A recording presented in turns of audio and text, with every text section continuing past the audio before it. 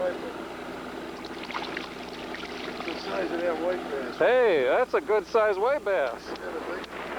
Yeah, on a 200, 250. All right.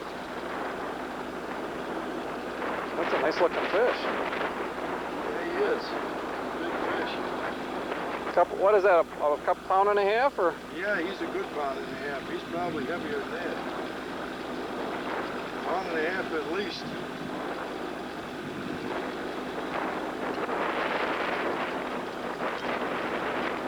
What we're doing is going to the base of the rocks. Yeah, all right. Way to go.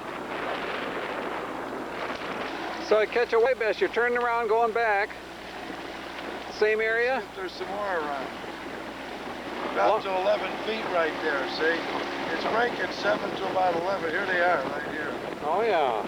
Breaking 7 to 12.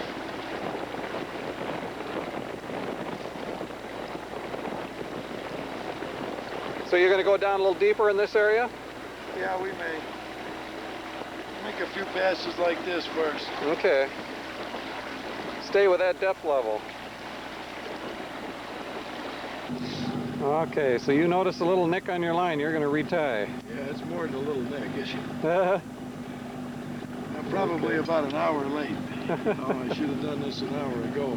How often do you retie in a day's fishing? Well, on these kind of lakes here, probably about 3 times during the day normally. Okay. Especially if there's something going on, you know. Yeah. You can see activity. that's all, boy, that's really bright. You can feel that. Yeah, that's really bad. Okay. That's how you check it, by feeling it? Yeah. We've been popping in and out of those rocks over there. Mm-hmm. You're changing the color now because we caught a fish on the yellow and you think maybe they can see that a little better? So yeah. You're going to a yellow? Yeah, we'll see what happens. Going down to the 200 then now. Yeah, we're going to go to the base of those rocks. But that point out there, that's still the contact point. Okay. Off of that point. Yeah. That hump that we came across as we came out here. Right. That'll be the contact. That's by where that little marker, or that marker is. Okay. I notice you take your time to tie a good knot. Oh, yeah. You think that's... I don't ever want to lose a big fish. I never lost a big muskie because my knot pulled out. Never. You pull at both ends and... I pull on a lot of stuff, too, as you can see. Yeah, right. You pull pretty hard. Everything else, I save myself a lot of lures, too. Okay. This line don't break too easy. This line gets cut. It doesn't really break. Mm-hmm. But you don't rush making that knot either. You do it right. Yeah, That's I good. make sure it's going to be good, and I look at it, and you know. Mm-hmm. Now I got a good knot in case we do hit some pretty good fish on that thing. Okay. So there's a creek channel, and that's where they come up on this bar from. That little point right there, right. Okay, and they also, like you say, they have access to the main channel by just following it out farther into the lake. So we hit a snag, and that interrupted the pass. So you're... Yeah, we're going to hit it again. Going to hit it again. Just to make sure. Good. So you pick a line sight every pass. You pick it before you make the pass. Oh yeah, I'm watching for one in case I hit a fish. Okay. Okay. You just pick it arbitrarily and then follow that. Right. I'm watching for one. So you don't have it all picked out or established beforehand. No. Okay. Unless it's a known. Yeah, one that's producing fish. Okay. We've been making the passes on the outside, but we haven't made we haven't made a pass coming up the creek side of it yet. Up the creek side, and this will be our last pass. Okay. Right off the end of it that way, out into the channel. Okay. Well, we've actually come into the channel coming this way, but we'll see what happens when we make a pass with these big lures up the creek. Okay, from the same bar. So these are just a few little cottages up on the hill, huh? Some cottages on the hill. Okay.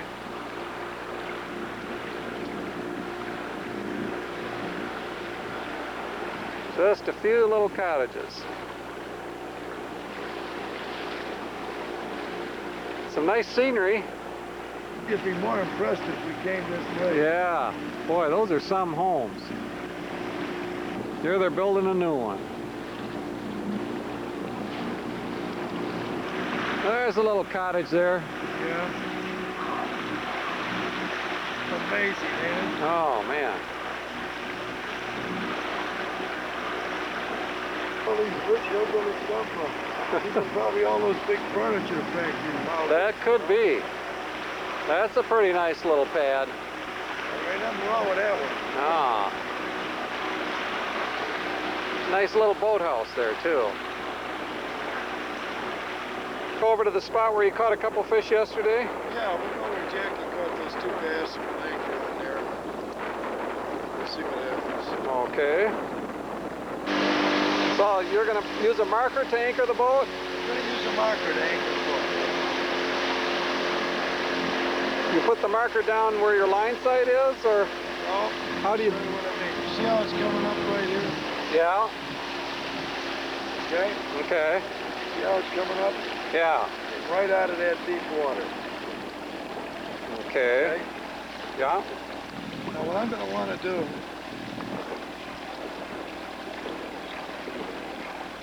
is put it in about 7 feet and then take a look. All right, I'm about 7.5 to 8 feet. Okay. Okay, I'm going to come out a little bit on it. Where you think the tip is? Yeah. Or where you I'm going think? to put it right here. Okay. So I get out a little ways. Okay, I'm going to put it right there. Okay.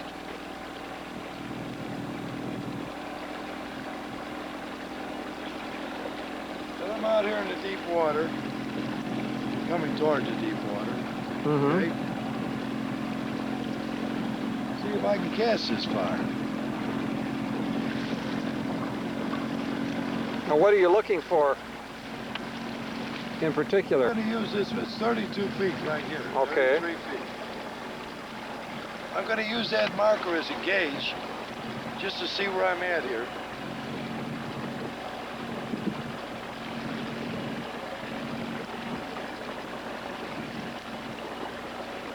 As I come up on here, I'm going to find out that that's going to be the crown. And that's where I'm going to want to be. Right around that marker. I got 17 feet here. And remember where I told you where I dropped that marker. Mm-hmm. 7 Okay. feet. Here it comes up on it.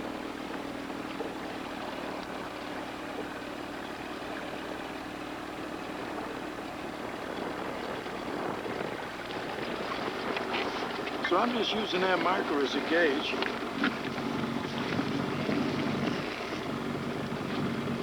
And I know I can cast the deep water all the way around here. Okay? Okay. So you're kind of on the crown of it. Yeah. And there's your marker right over there. Yeah, I'll see I drifted out a little bit far. Drifted out a little bit far. See, I put the marker in the right place, and I didn't get in the right place, okay? You're trying to anchor a little shallower? Sure. Okay. I don't have to look at the depth finder too much anymore. I didn't allow for the wind, huh? I don't have to look much at the depth finder anymore. You just pick it up a little bit off the bottom, back up a little. What I'm gonna do.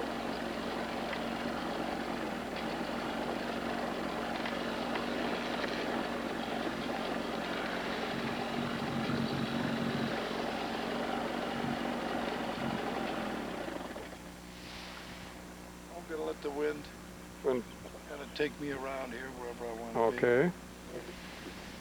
Then you'll fan cast. Toward the deep water.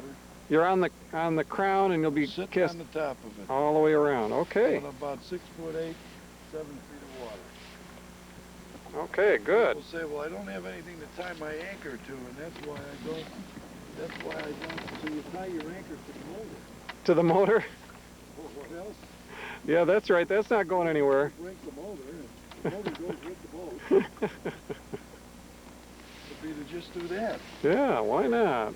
And if you're organized, like some of my friends are, you know, you got a little bucket to put all this anchor rope in. Lo and behold, we're sitting right on the marker. Right on the marker. Okay. I think we're going to hold. We could let out maybe just a little bit more rope to make sure. But we're sitting here now. I don't think we're going to blow away. Okay. We're sitting in 7.2, and people say, "But gee whiz, your marker's in the way." Well, all we got to do is make a cast, and we can bring the marker back. Mm-hmm. Okay. Good. All the deep water is out there. Now, are we going to cast spoon plugs first? Well, we hit this thing with spoon plugs. I suggest, because of the time of year and that, Uh-huh.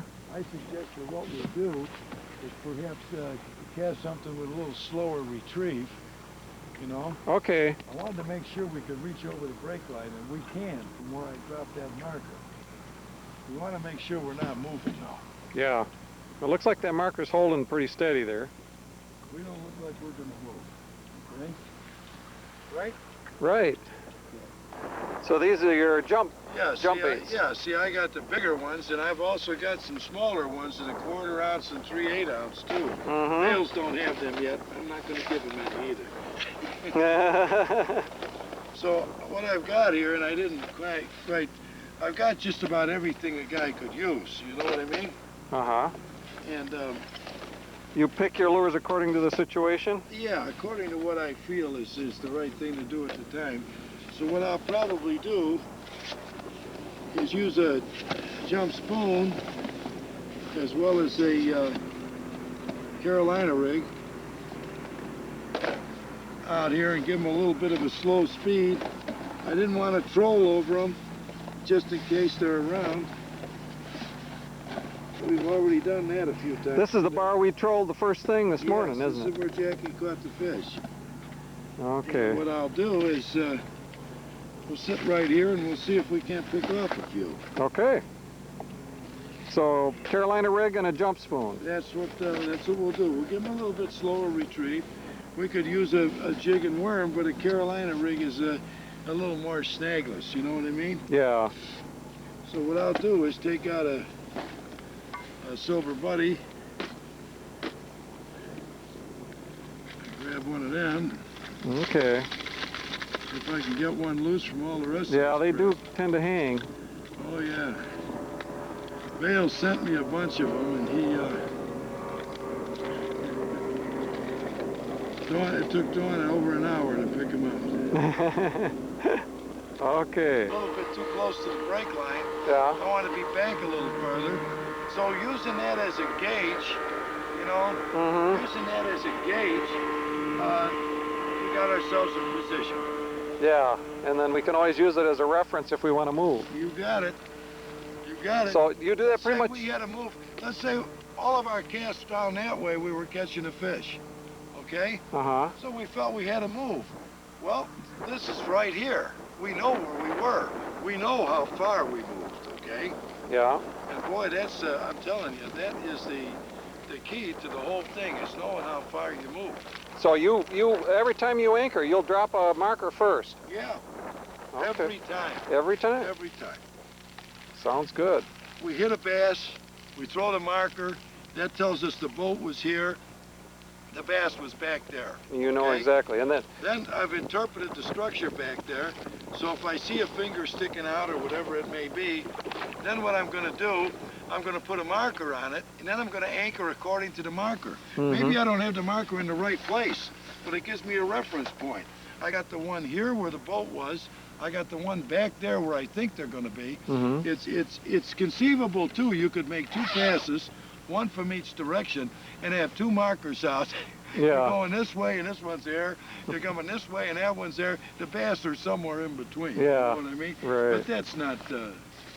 That doesn't always happen that way. It usually happens more the other way. Around to that side. The deep. We can even cast the shallows up here. So we always start with the deep water. You know where it is first. Oh yeah, we're on top of the bar.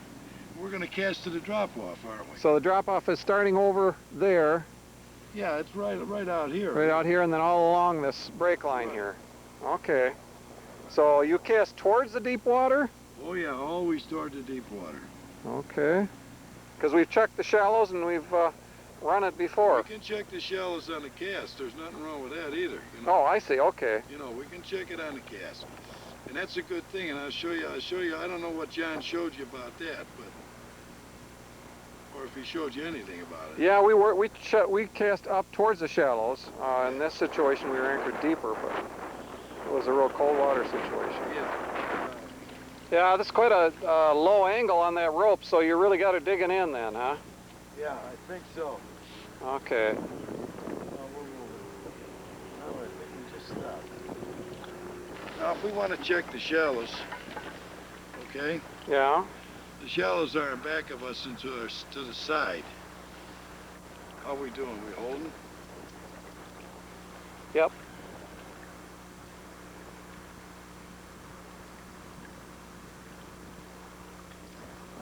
So you have a different rod for... Oh, you're going to use a Silver Buddy? Yeah, if I want to check the shallows with the Silver Buddy, I won't always hop it. You know what I mean? I mean, you can use it just like a regular crankbait. Okay? Oh, okay. Just throw it out. That's the shallows up there. Make sure it sinks to the bottom. Give it a twitch. Keep it coming. And just keep it coming. Okay. Got a fish on a cast. Yeah, first cast. The first Did you cast. get that black net?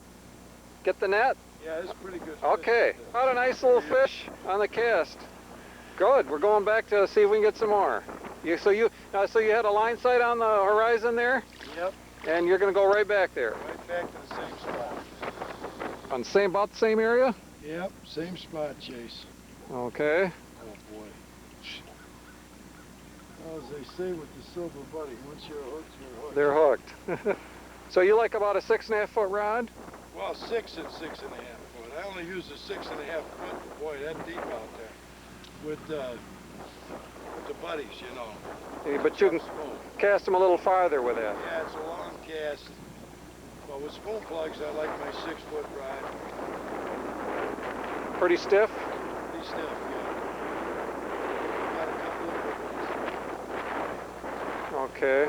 Notice how you're just kind of lifting the rod and then... I lift it so I can feel it. Let it sink. Pick it up. Let it sink. I'm always taking up the slack, so I don't have any slack line. Okay. So this time of year, you'll do a lot of casting then? Oh yeah, I do a lot of casting, a lot. Whenever there's bass lakes, I do a lot of casting. Even if you... the casting positions, I move from one casting position to another. Oh. I very seldom troll it off. If you know the lake. If I know the lake and I know if I've got 3 good casting positions, I'll probably just cast them all day long with spoon plugs and with jump type lure. You know what I mean? Hmm. Their confidence level is not good. With me, every cast I believe I'm going to catch a fish. Okay? Mm-hmm. Carolina rig to get a little slower speed? Slower speed. See if there's some that are inactive down there. Now you're using it, you kind of drag it real slow? Yeah, I'm letting it sit there for a minute or two because it's slow. Uh-huh. So no sense fishing it fast. I can feel it coming up the brake line. We're pretty close to the brake line right here.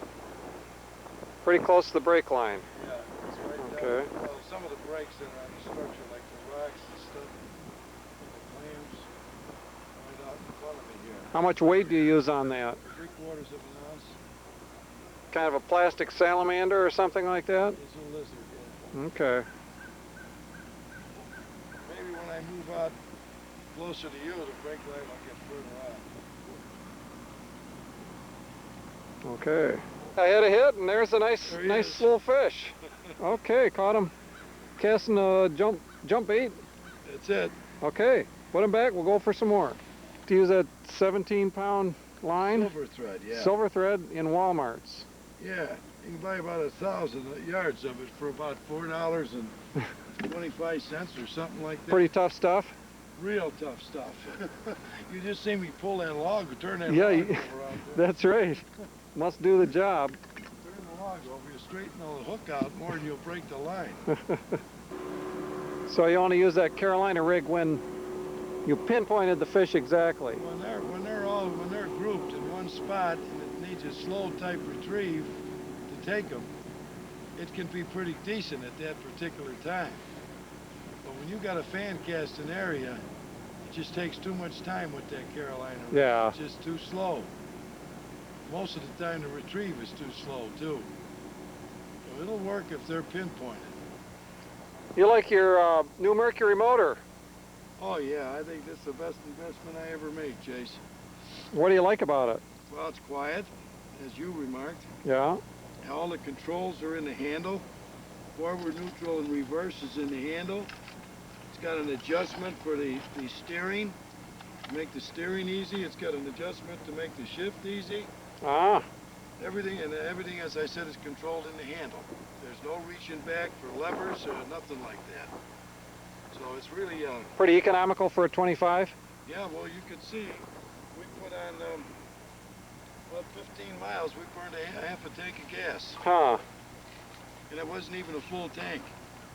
Yeah, that's great. That's pretty economical. Yeah. So you like to use those 3/4 ounce silver buddies? I like the 3/4 ounces. 3/4 or half, you know. But the half is a lot like the other. Uh-huh. The other was pretty close to a half, too. The original silver buddy. Oh, yeah, right. That's pretty close to a half. So this one, a little bit more feel. It sinks faster? Yeah. And they sure tangle up the same, you know what I mean? Yeah. Well, run a lure if you want to. So you can put a little more speed on it. A lot of speed. Keep your depth. Vibration. Then you feel it, you know the bottom better. You can feel the bottom better with them Yeah, more feel. rather than the half ounce. Of course, it hangs up more, too. Yeah, that's true. There's always Always a disadvantage. always something. You fished this spot for what, about an hour and a half, 2 hours Yeah. casting? Yeah, mainly because we were getting tired. Yeah, well, and we knew this was a productive spot. It was a good spot. We knew that. We knew that. We took 3 bass here. That might be 3 more than anybody else got. That could be. Okay. You know, so Do you think they move in the wintertime like this or the cold season? Will they move a little more sporadically so you can't really predict? I think that these are they're just starting to poke their nose up a little bit.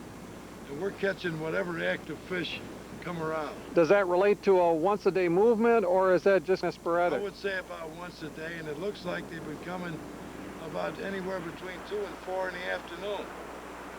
Okay. That's what happened yesterday? That's what happened yesterday and Same again time. today. Okay. Green and yellow, boy. Yeah. Now this is Tuesday morning. We're out again. I've changed clothes just Changed to show clothes. you. This to show you. Different day.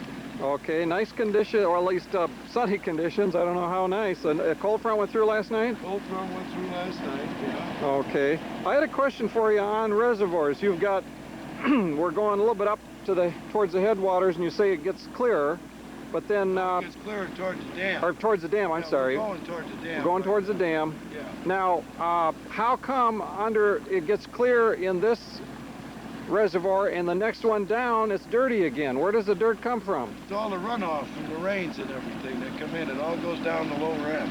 It goes to the lower end? But it looks, the water's clear down there when it dumps out of the dam.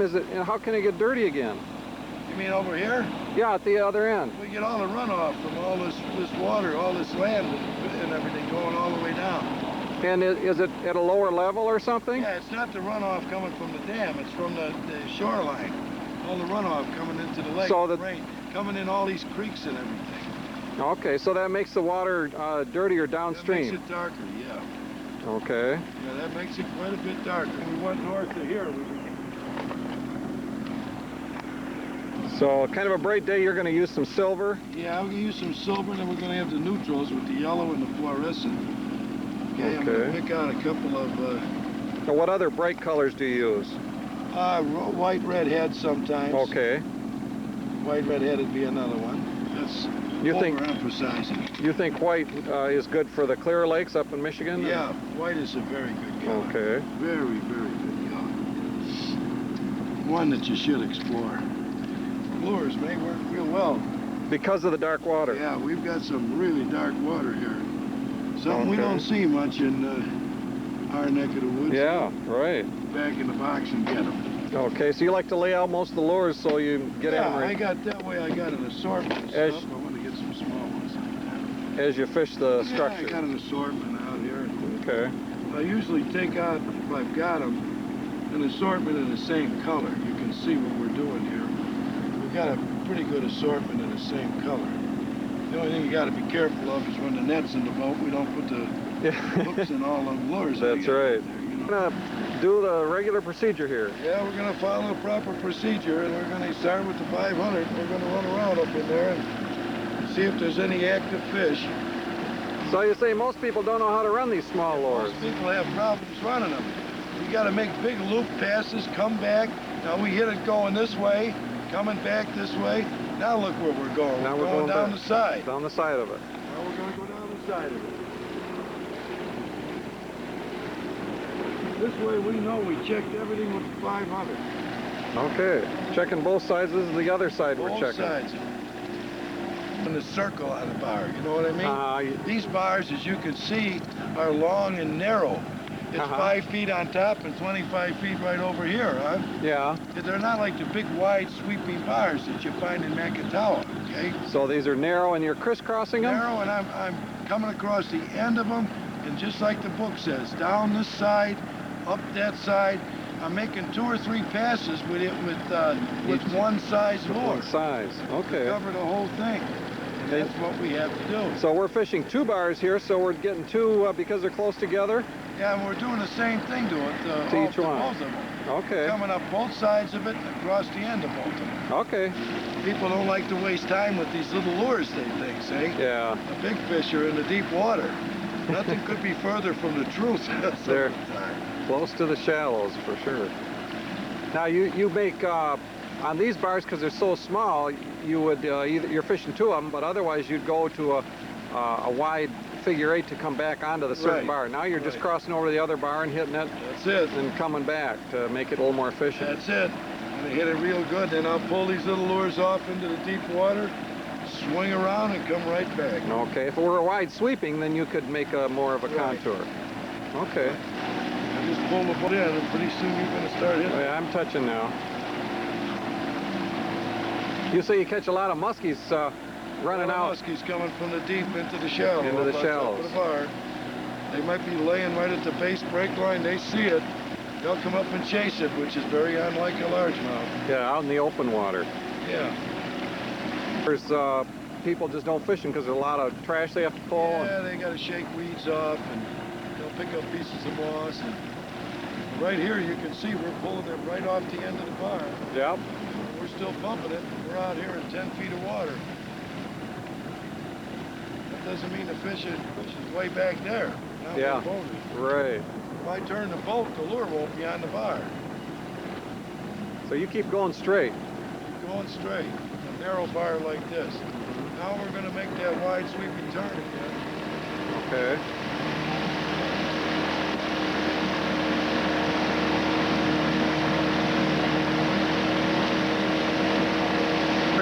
You can do it either way.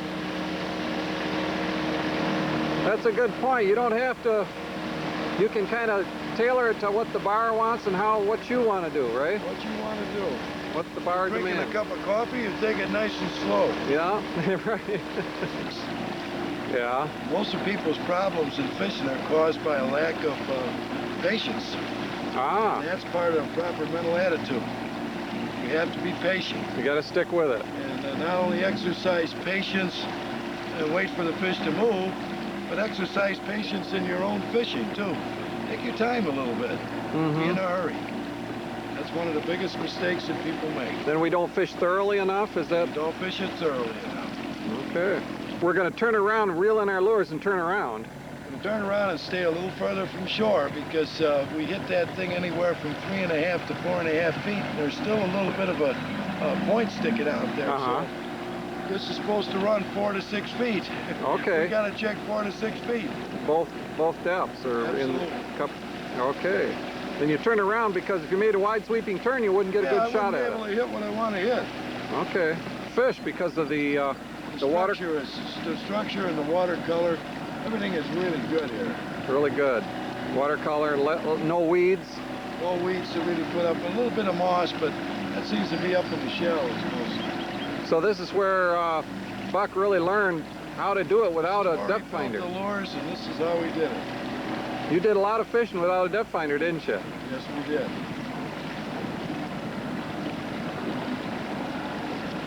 Was that, you didn't find it that much more of a challenge?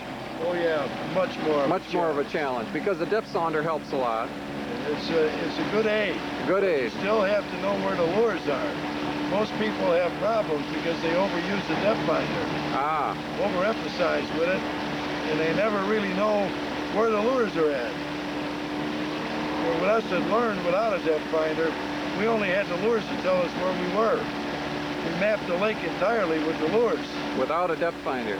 The lures and an anchor rope and a knot tied in it every 3 feet. So that's how you learned the basic skills a lot better. Would you suggest people try to do some fishing without a depth finder? Absolutely, especially the little lures. Okay.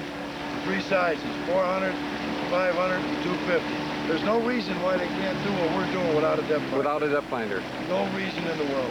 Okay. How much have I been looking at it? Not much. You know? Not much at all. What I really look at is when I'm coming up the brake line. See? Yeah. That's what I really look at. Okay. You got the marker ready right at the end. We're working 6 to 9. Is that the point at which you throw a marker? Not yet. To work deeper? I just got one out here just to make sure. Oh, if you need it. We need it. But after you do the shallow work and then start doing your deeper work, that's when you throw your marker? That's when I'll throw the marker. 5 feet. 35 feet, yeah. Yeah, you will.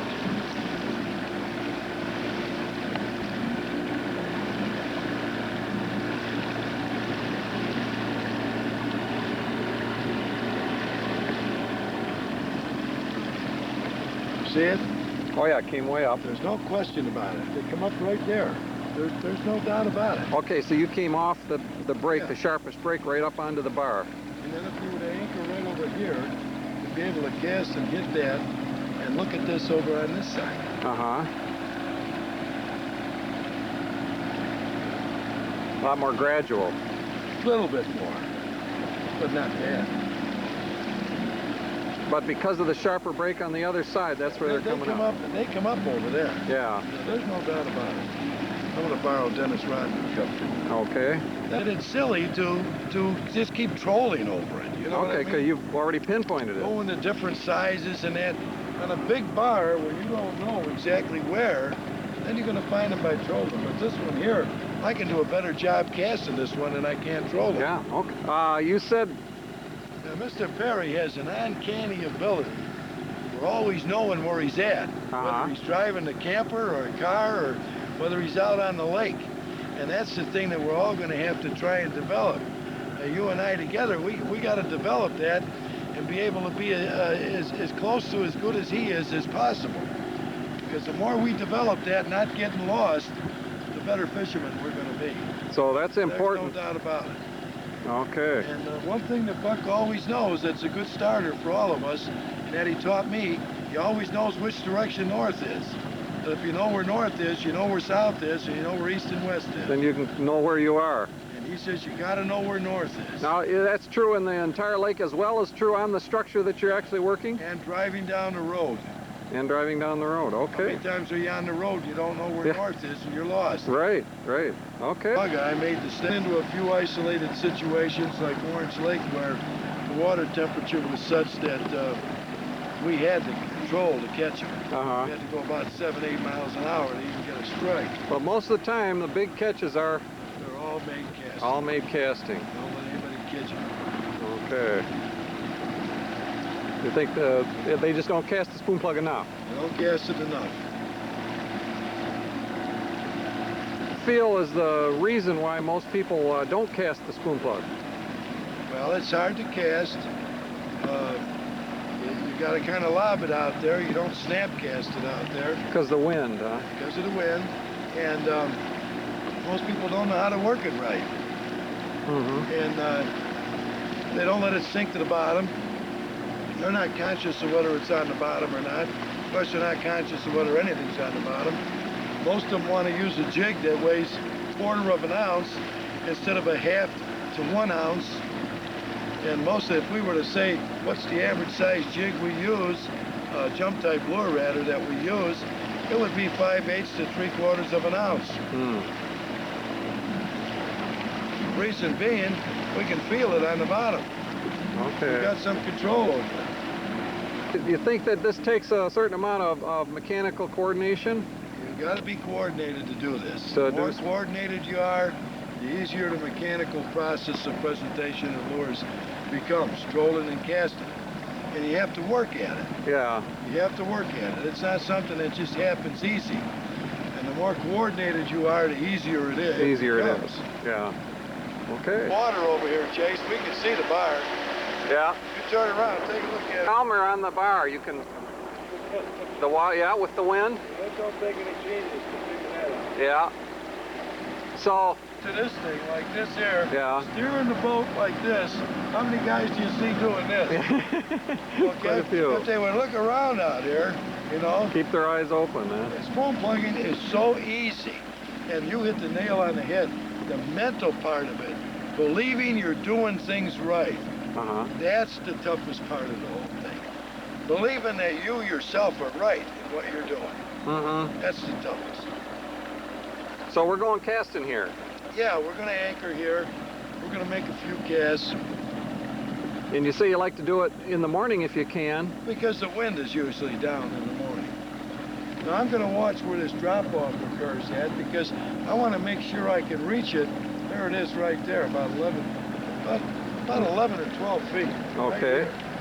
I want to make sure I can reach that on a normal cast. And I want to be able to reach out off the end of that one. And I want to be able to anchor as shallow as possible.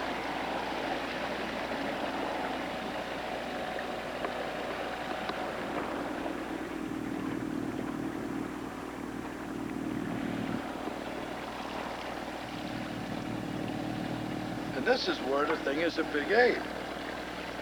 This is where it's a big aid. Where the depth finder really helps. This is where it really is. Now, normally, if I didn't know the bar so good, because we've been here for a couple of days, I would have a marker out, and I would anchor according to the marker, like we did yesterday. But you have a line sight that you're working? No, not really. This is such a narrow bar, I'm just getting up on it. Oh, I see. And I'm going to go up onto the ways.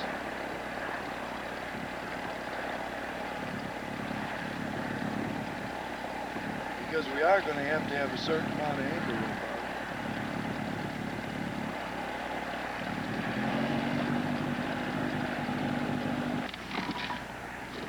And you always anchor, here's another important part, always anchor off the back of the boat. The guy that's running the motor has to be in control. By the time you have somebody up there in the front of the boat, the guy in the back of the boat, he can see where the boat's going to wind up, where the wind's going to take you. He's the guy controlling everything. Okay. And he has to be. Okay. And we just leave our anchor on the bottom until we see where we're going to go here. Let the wind take you. Is going to do with and then you tie it off. Right. Okay. 6 feet. Nice easy cast there. You remember that this one was a little flatter out here. Yeah. Okay? Be able to reach a nice easy cast out that way. We both can reach everything here. I've got the boat anchored according to the wind.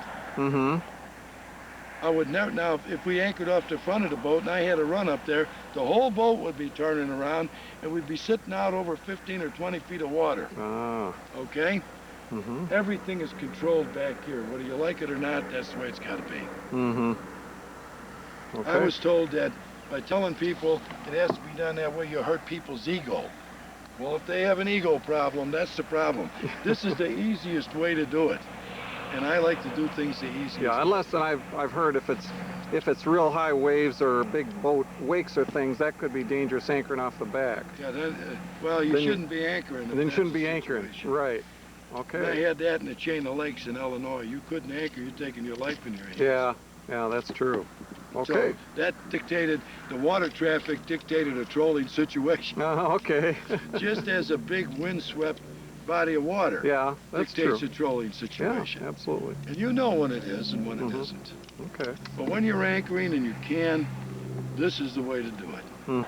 But we're still around 6, 7 feet. 6, 7 feet. So we're using a 100. All right, we're going to cast Spoon into plug. about 25 feet of water Okay. and come right up that break line you saw out there. Okay. The spoon plug if you're inexperienced, okay? Uh-huh. You can't snap cast it. So you can bring it up and just lob it out there straight like that. Uh-huh. Now you want to be close enough to the drop off where you can reach it at a normal cast. Now let it sink all the way to the bottom and watch your line. Keep a tight line. Let the 100 sink all the way to the bottom. You'll be casting a 100 or a 700 most of the time. If you catch a fish on a 200 at 9, 10, 11 feet, you're going to want to cast a 100 so you have better control, better depth control on well, with the lure on the cast. Mm-hmm. So most of the time we're casting 100 or 700. Now if you can see my line, now it's slack.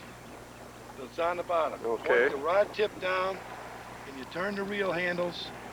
Try to make it walk the bottom all the way up to the boat. And as you can see, it's walking the bottom. You can tell by my rod. I picked up a little trash and it came to the surface, okay? Okay, now we'll try it the other way. I'm gonna cast it out and I'm gonna let as soon as the line tightens up and I see it's tight, I'm gonna let the line run off under my thumb, very slow. I'm getting more depth this way. I'm gonna start it retrieving from a deeper depth than where I'm at now.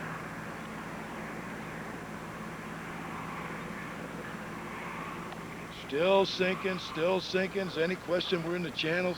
You're right. We are close to the reaching channel. the channel. That's about 30 feet out there, or? Yeah, it's about 33 feet, I think we're reaching. Now, I'm starting to walk right now, around 18, 20 feet. And boy, it's good hard. You watch that rod tip and you can tell. Yeah. Coming right up that break line. Now I'm coming up into the shallows on top of the barn. Jumped up on a rock there and fouled. Okay, I'm gonna go out this way now. Every time I cast, I'm casting towards something. I'm looking on that shoreline over there. People say, well, there's no cottages where I fish. Well, there's no cottages ahead of me either. What I'm looking for something on the shore, a tree, a road, a hump, a crotch in the trees. So if I catch a fish, I'm going to be able to throw right back in the same spot again. How far apart do you place your casts? Well, it's like perspective drawing. Everything comes to a point. Uh-huh. So I'm just going to make sure I do a good job of fan casting. Okay. Another reason you don't want the anchor in front of the boat, like another anchor down out here, is because I'm retrieving and the lure's under the boat right now. Uh-huh. And the anchor's in the back of the boat. Right. Okay. The anchor's completely out of the way for everybody. Yeah, this is 100. See the clay on the nose of it? Oh, yeah. Okay. Okay, it's digging in, it's bumping the bottom all the way to the boat. Okay. Yeah. We're going to use a free running bottom bumping lure first, and before we leave the spot, we're going to use a variety of jump type lures too. Okay. Just finished, or we cast this with 100 series Right. spoon plug. And now you were, explain how you cast over each other, you pattern Yes, cast it. over, around, and above each other. You know, you cast, when you fan cast, you got to make sure that you cover every inch of this place. So And with at two times casting. I cast right alongside of Chase, and sometimes over the top of his head. Sometimes we're standing almost shoulder to shoulder Mm-hmm. in order to cast. And we're not going to hook each other that way. To make sure we cover People that don't hook each other, people that hook each other are usually too far away from each other. it. Is that right? Mhm. Ah, okay. Very hard to hook somebody when you're standing next to them. So you just made sure you covered all the area. We made sure we fan casted this entire area with a free running bottom bumping lure. Now we're going to go to a jump type lure, maybe a couple different types, and we're going to do the same thing. If in fact we don't catch anything, we're going to move on. Okay. So you think one of the advantages of the spoon plug is that it's moving fast, so it won't hang up as easily? It's moving fast, it doesn't hang up, and then when it does, you got a tight line. As you raise the rod, you rip it, if you rig properly, it hops right over the stump or the hang, or even the drop-off. Sometimes the drop-off is pretty steep, and a lure, if you reel too slow, a lure will get hung up just on the drop-off. Guy picks up the anchor, goes back out there, and by the time he gets out there and he's straight up and down, the lure's laying on the bottom, he reels it right in. He says, boy, it came off the hang. wasn't hung up. His lip was just caught on the drop-off. And he kept pulling on it.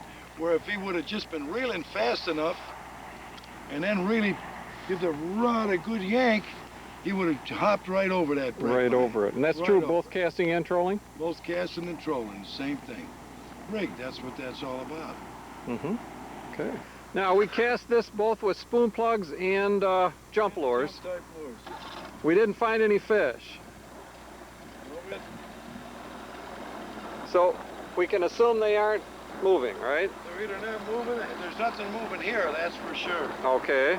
We may have to go somewhere else. Try a different spot. We're gonna go back to our spot where we caught it yesterday. Okay. Go back to our casting position and see what happens. Okay. 50 over here, so we can hit that next hump out. Okay. Okay. We run these shallower than that. We haven't caught a fish in the shallows yet in 2 days.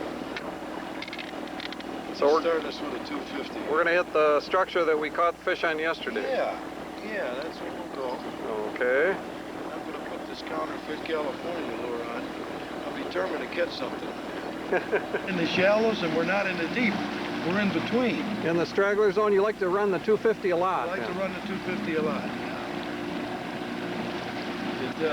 Usually when there's fish who are active deep, there'll be some fish active up at 6 or 7, 8 feet of water. Even if they're small, it may let you know that there's something going on. So that's probably a lure you use more than other ones in your checking things over. It's a good lure to run. Okay. You run a lot, cover a lot of water with it.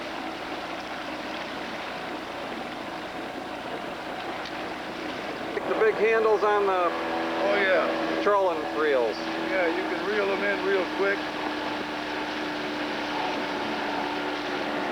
Makes things go a lot easier, doesn't it? A lot faster. You tell me, you want to get the net then? Yeah. Okay. Got a nice fish there.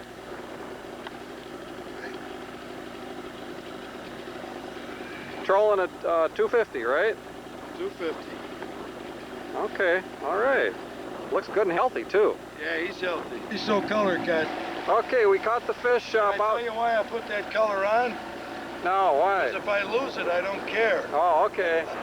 Now, you caught the fish at 8 feet. 8 feet. I went from 8 to 13 and back up to 8 again. Okay. I caught him walking the first point at 8 feet. On a 250. On a 250. Another fish on same place? Same spot. Right off that hump out there. Same spot. Same spot. One on a fluorescent. Okay, another nice fish. Why we got that fish? I didn't hit it right the first time. Okay. So we were just talking about running the small lures, and I pointed out where it dropped from 8 to 13 and came back up to 8 again. Yeah. And I didn't hit it right going out. I knew it was there from mapping it yesterday.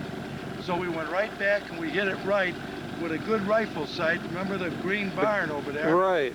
And we came out, we got 2 fish and 2 passes. All right, that's the way to go. Well, this structure we just caught him on is not as close to the deep water as the other one at the end of the bar over there. But there's plenty of deep water off of it. Uh-huh. Plenty of deep water. So this may be a spawning movement that these fish are in. Right. Now you're looking. It's that this area might be conducive to a good spawn, and therefore there's a good school of fish here. Okay. Now you're looking for the hump here? I'm looking for it right now, yeah. And there's a bar off the center of that coming this way, and then it goes down to 13, then back up to... We're going to swing around right here and mark it good. Okay.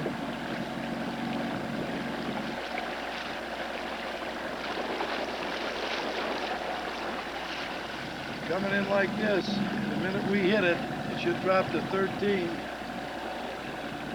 then come up again. There it's the top of it. Okay. There it goes. Going down. Right there.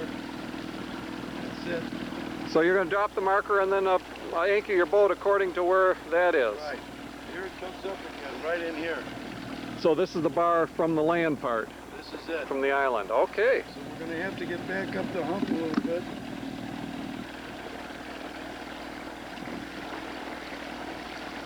First time you tried to anchor it, we were a little bit deep, so you just... Yeah, we might still be a little bit deep. I don't know. You reverse the motor and try again, let the wind blow you down, right? Yeah, that's what I'm doing right now. Okay. I'm going all the way around. You don't have to be in no big hurry. Like you said, too many people are too much of a hurry Too much of a hurry. to not do it accurately. Right. Okay.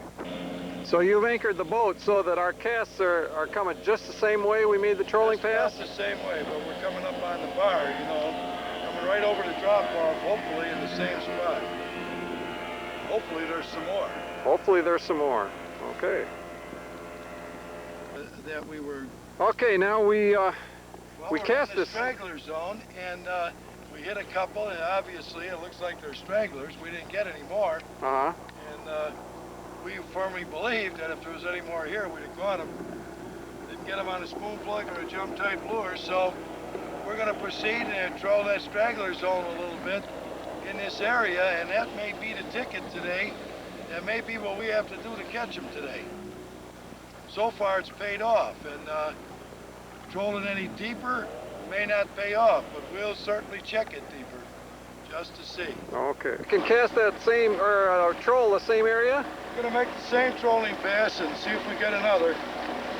But the important thing is, remember, we didn't hit it right the first time, so we made the second pass back, and that was the key to the kingdom here. So if we catch another fish, then we'll know that our anchoring position was not correct. Exactly. Okay. We made the pass again with a 250 and didn't get any fish, but we're going to go to the 200 now? Right, we'll hit it a little deeper. We can use our same line sight, but just move it around a little bit. As we come on the bar, we can just adjust.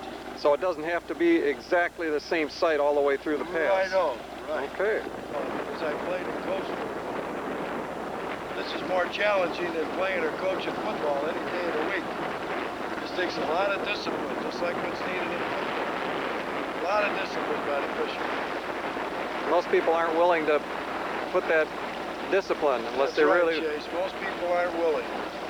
It's too difficult, so they give up too easy.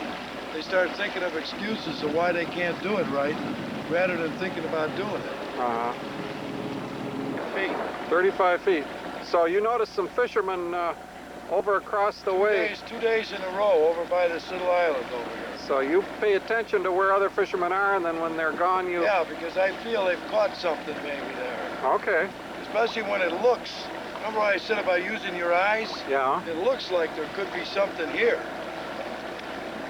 So we're going to go over and check this area out. Sure enough, there's a bar here. We know there's 38 feet out that way. Let's see, this is an island here, and there's a bar off the end of it that we saw somebody casting. So we're going to check it over. Bar off the end of it. I'm going to run out toward the island and see what's out here. Okay. See what happens out here. Kind of exploring this area without the lure in the water. Just taking a look at it to see what it's got. Checking where the deep water is. Checking to see where we come up, see how fast the break is as it comes up. See what kind of structure is along this side of the island where that water cut this away. Control the shallows here.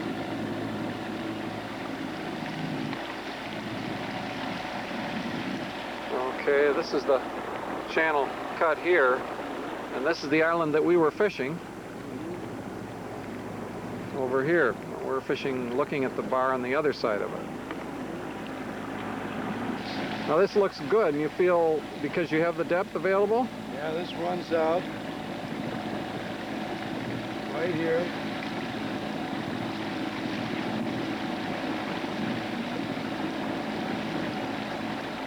Some good looking breaks. Well, it drops into deeper water. It's a little flat, but it's not bad. And it does drop into this hole here, right at about 15 feet, right there. Right off the end of that 7 foot there. Right off the end of that 7 foot.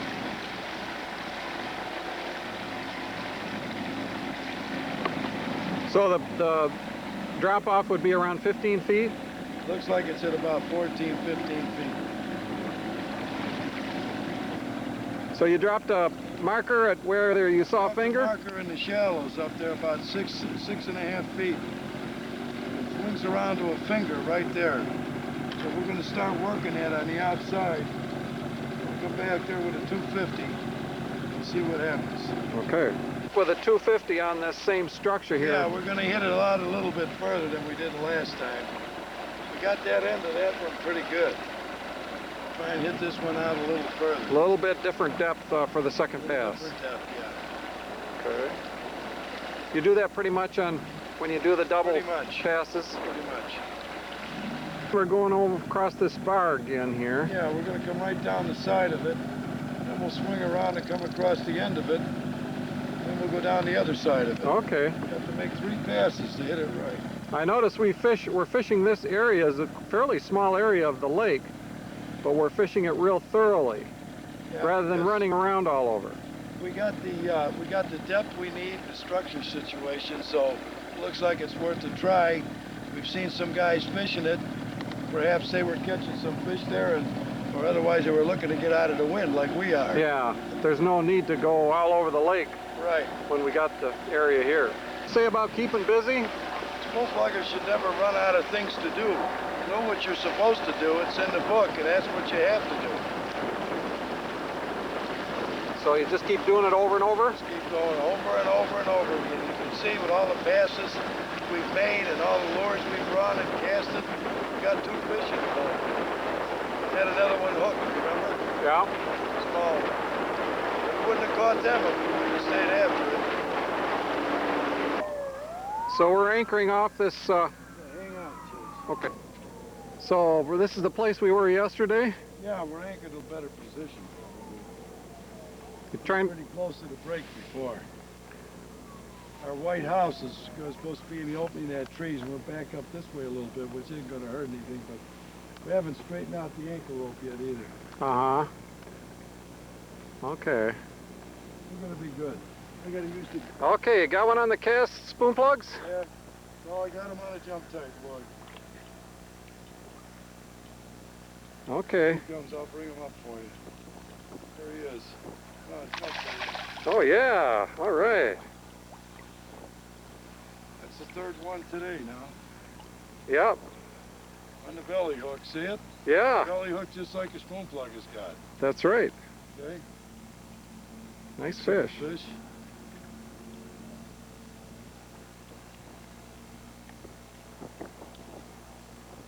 Try not to hurt him and wind up sticking myself. You think that belly hook ain't sharp? Yeah. Okay. Way to go. There he is. All right. You figure we're in a little better casting position? Oh yeah, we were too close to the break line before. But the wind pushed us off there last night. There wasn't much we could do. But now we got the fish a little further away from us. Now what's the advantage of being a little further away? Well, we don't want them right under the boat. We'll have hook fish following. We'll have fish following the hook fish right up to the boat. Right up to the boat. And we're able to spook them. This way we're a good distance from them. And we hit the break line about halfway in, which is good. Okay. Let me get the buddy out of his mouth. Okay. Another fish on the cast. Okay. Another fish. There he is. Come on, baby. Come on. Come on. That's 6, Chase. That's 6. All right. One good-sized one, and these are... We just won the tournament. We just won the tournament. Okay. We won today's tournament, I can tell you that. Okay. That sucker hit it twice. They're really taking it light. Huh. Yeah. Okay. Nice fish. Okay, so we've had some. We got one real nice fish on a jump bait, and a couple others. And now you're working with a slower speed? Slower speed now and see what happens. Okay. Now the cold, you think the larger fish are really slower than the smaller ones? Right. Is that because they're first coming out of the deep water like we talked about yesterday. Okay. They haven't been moving real good. It's going to get better and better now that pre-spawn. Even though we were catching some of the smaller fish shallower on spoon plugs, the bigger fish are still a little slow. A little bit slow. Biggest fish of the day, Chase. How big do you say he'd go? I think he's about 3 3/4, maybe 4. Maybe 4. Yeah, he's a heavy maybe fish. 4. Good He's size a nice mouth. fish. Okay. He's really nice. Yeah, put up a good fight too. Hooked Yeah, another nice one and fish. lost him. About that same size. Yeah. You lost one about that same size. Yeah, you got one right on the next cast. Yep, he got this one right on one after I lost it. Beautiful. So, okay. Okay. We'll get another picture. Great. We'll get some pictures Wanna of get them some now. Polaroids? Yeah, you stick Okay. it back in there again. Okay. He's the most important. All right, now we got a nice fish, and we got what, 6 fish today? 6 bass, yeah. Now, what about the weather? How does it? Oh, you take a look at that sky if you can get it. We don't have a cloud. We got a There is a cloud. there. Clear blue sky. In fact, I was just commenting to Chase, it looks like Wisconsin every time I go there. This is Wisconsin. So we didn't do too badly in this kind of weather condition. No, we didn't, and we haven't been out there 10 hours either. Yeah, that's right. You know, the longer we stay out, the better chances are we get some more. You know? Okay, that's great. Yeah, today it was pretty important on anchoring, wasn't it? It was crucial. And we had some wind bothering us. Now, so the most important thing on the anchor is not necessarily the flukes or anything, but the dead weight, how much weight you have. Right. Okay. Back to trolling because we didn't do too much casting for a while there. On the same structure? No, we're on a different one now. We're on the one where we caught the 2 fish this morning. Okay, this is close to the other one, but a different one. Okay. Right, we got 2 separate schools of fish here. Oh, We got a bar on this side and a bar over there, and they're 2 separate schools of fish. okay. Okay, we just turned around and you like to use the layer or the colors on the reel rather than the layers. Yeah, you can't make a mistake with the colors. And then you know where you are even though you don't bring the whole thing in. With the wire, you have to count layers. With the no bow, there's no sense counting layers. You might have to run more line to get down if you're on the outside, so counting layers doesn't really mean anything. It's what the lure's doing. What the lure's doing. You can relate some of the colors right to the reel, the rod tip, or the water line. Right. Okay. Okay, now tell me about your trolling passes, your straight lines. Straight line trolling pass is like making the right cast. It comes out of the deep water, comes right up across the point, and right off the other end. So you make Just like making a cast. Just so you work your trolling passes as if you were Just casting. as if I was casting. As if I was anchored up on there and casting. Okay. Now we're walking at 200 across the bar.